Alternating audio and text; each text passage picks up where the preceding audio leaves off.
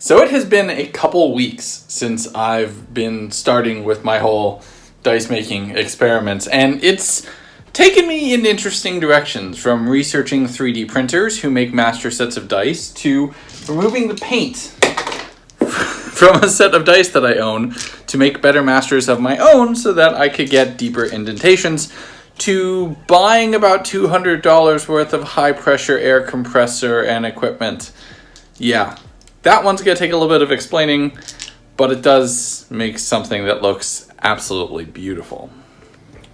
Okay, so yeah, I just got a little happy and excited and disassembled this thing way before I needed to get started. So I have my air compressor back there. I have the pressure pot, which I've done some disassembly on. There's this pipe because this thing is originally designed for spraying paint. This you can just pull off with a pair of vice grips, like so. Then, this is kind of the exploded view of what we're going to be doing. There's this weird elbow joint on one end. We're going to be getting rid of that. We don't need that. This elbow joint, this is also from the canister itself. We do want this. We want a 1/2 inch to 1/4 inch brass pipe reducer to this emergency release valve, and also how by pulling on this you will depressurize the container. So we definitely want that so the thing doesn't, explode. Then we want the female end for the air intake valve. I had to do a simple couplet male-to-male adapter because both of these were female. A ball valve so you can control the airflow in. Then the gauge itself. This is your intake. This goes down into the chamber, and this will be an output which is designed for spraying paint, but we don't need that. So we're just going to cap that off with a brass pipe 1/4 inch cap.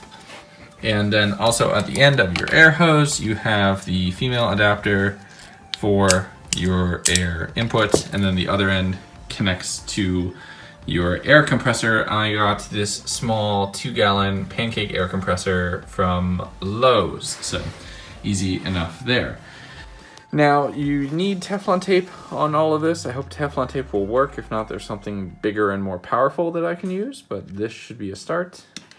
And also be sure to buy brass pipe fittings for your fittings. I bought a flare fitting, and even though it was still 1/4 inch, apparently it was a different 1/4 inch, and that didn't work, whereas this screws on quite nicely, like so. So now, it's just time to assemble everything. So, smash cut. My editor is probably gonna kill me because the lighting in this part of the house is quite awful. I have a 2-gallon pancake air compressor hooked up to a nice little hose here, hooked up to this Harbor Freight pressure pot. Now, there's a couple videos on a couple different channels about how to modify the stock off-the-shelf pressure pot to make it more viable for resin casting. I will link to a few of those down in the description. But real short is I have an outlet here to an emergency safety valve to make sure I don't blow up my house, which is super important. An inlet here for air, a ball valve so I can control the air pressure, and then the gauge itself so I know how much I'm up to. It's capped here, and it leads into this nice little pressure chamber, which doesn't look like a lot, but does magic when you're doing resin casting. So, let's mix up some resin and get started on a new set of dice.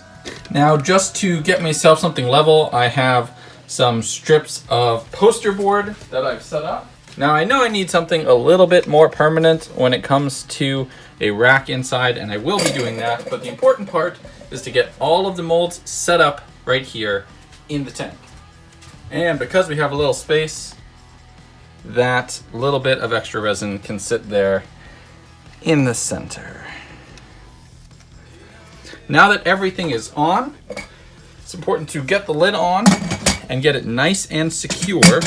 The easiest way to do that is to tighten up 2 opposite sides. Come here.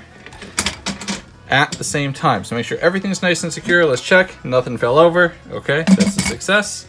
Take that, pop those on, and screw these 2 down. Get those nice and tight, but you don't need to go too tight, just tight enough that you're secure everything is sturdy, and do the same for the other two. Now is where it's gonna get loud. And you probably shouldn't do this in this confined spaces I'm doing it in, but I don't really have a choice. Now, we turn on our air compressor. Where's our switch? There's our switch. And it gets really loud. What we're shooting for is just about 30 PSI. Okay, so this is what I have. I can finally take this watch off. It is the next day, and look at how clear the resin that came out of these molds is. It's perfectly smooth and cured, and it is like glass. Just orange tint on everything, even though it's red. And I actually like that color, just a couple drops. I might change my healing potions to be the transparent red instead. Now, I'm pretty sure I know what's about to happen here, but let's wait and find out. Oh no. Oh my. Oh my. That is crystal clear. And it doesn't have any bubbles on it. I was fully expecting bubbles because I didn't cure these under pressure. Maybe I got lucky and my molds are just nice. Let's check the D6. And they're pressure friendly. Oh my. Look at that. Not a single bubble in the entire mold. That is amazing. Okay, so that's my round variants. Let's try my sharps. Oh, bummer. Bit of resin shrink. And I also didn't fill this up fully.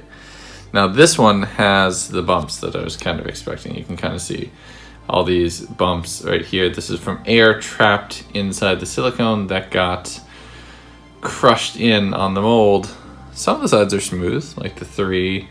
This 2 side is smooth. The 6 is pretty good, but this had a ton of bubbles. This had a ton of bubbles. This had a ton of bubbles, and also I didn't fill it enough. So sharp, this mold is not pressure pot ready. Even though so far these two are, which is surprising. We will see where this last one is, this sharp D20. Yep, so this is kind of more along the lines of what I was expecting. It is super clear, which is awesome. And like the sides that don't have any bubbles are super smooth, numbers are well defined, but then you get to the upper end of the mold and you see all these, let's see if I can focus the sucker in. You see all these bubbles from air that was in the pressure pot and air that was trapped in the silicone being compressed, making the mold no longer appropriately shaped. So, 2 successes against all odds, 2 failures. How to make this more consistent? Well, now we're gonna take these and do these in the pressure pot as well. So now that it's not super loud air compressor going, the gauge has us at 2 kg per centimeter, or about 30 psi, just under 30 psi. The 2 was easier to read in this light. So the air goes on here, ball valve opens to let air in, closes to let air out.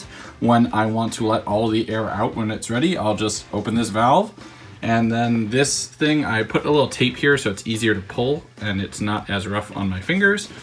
But I've tightened this. It's important to note, super important to note, that inside that ring is a little washer. The tighter you tighten that washer in there, the more PSI this valve will allow you to keep in the system. If you have it really loose, you won't get above 10 PSI, and that was really confusing me for a while.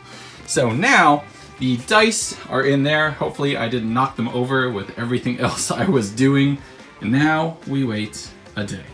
Okay, so it has been 24 hours later. I relieved all the pressure and opened up all the clamps because I have to use one-handed so you guys can see.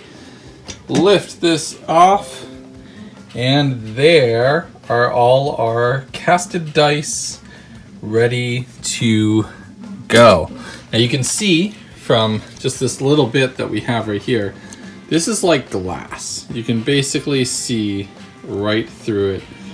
Perfectly clear. It is a little more blue than the original Vaporwave set that I made, but I kind of like it. There's no bubbles in that cup itself.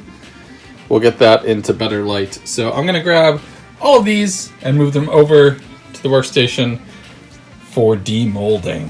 Okay, so we have all of our molds right here. We have all 8 of them that we set up and are ready to go. We're gonna start with a D20 because you kind of have to. So this is the first cast. I've done a couple casts.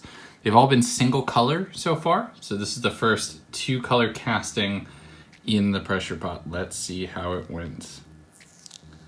Oh, that sounds so cool. Oh, that's not a D20, but I think I like it. It's much darker than the original set, but man, that came out pretty nice. Let's actually find a D20. Okay, this one's actually a D20.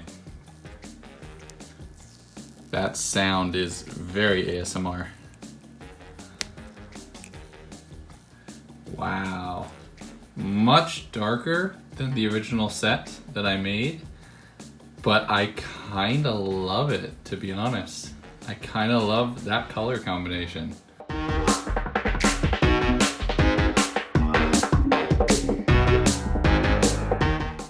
Okay, let's take a look at the full set. And oh my God, are these just beautiful. They're absolutely pristine on every single side. The divots are nice and deep and will probably take paint very easily.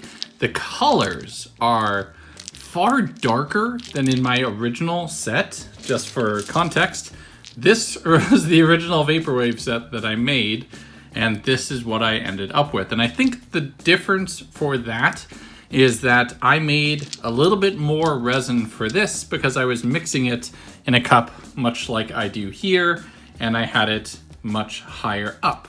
So I think just what it is a matter of having less of the colorant, probably 1 drop less for each to make Vaporwave. But in all honesty, this darker set, I almost love it more. It really, really looks great, and I'm not sure how well it translates to on camera, but damn, this set is gorgeous. Now to just get them cut and polished, but one little caveat for that. So I found something that helps a lot when cutting these dice, and that's after demolding it, letting them sit for a day to let the resin fully and completely cure.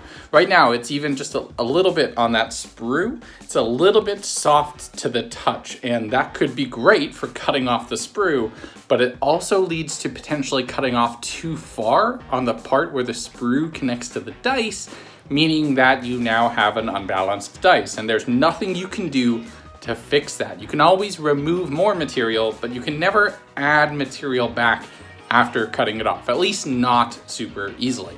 So I'm gonna let these dice cure for an additional day just out in the open air, and I will get back to trimming them tomorrow. So now it's a 3-day process.